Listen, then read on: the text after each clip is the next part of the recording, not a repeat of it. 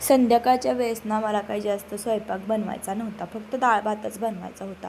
आणि ओवी गेली होती बाहेर खेळायला, तर म्हटलं चला पटापट डाळ भाताची तयारी करून घेऊया. कुकरमध्ये थोडासा भात होता सकाळचा, तो अगोदर साईडला काढून घेतला आणि त्याच कुकरमध्ये डाळ लावली आणि एका साईडला दूध पण तापायला ठेवलं.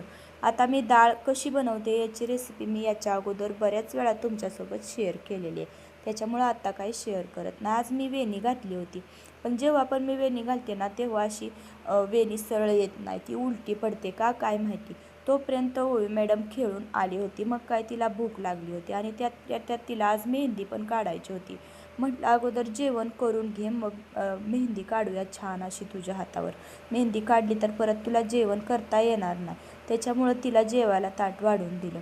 आता मेहंदी काढायची तर उत्सुकता तर भरपूर होती, पण 1-1.5 तास बसून बसून पाय दुखायला लागले आणि बघा आता ही मेहंदी तयार झाली.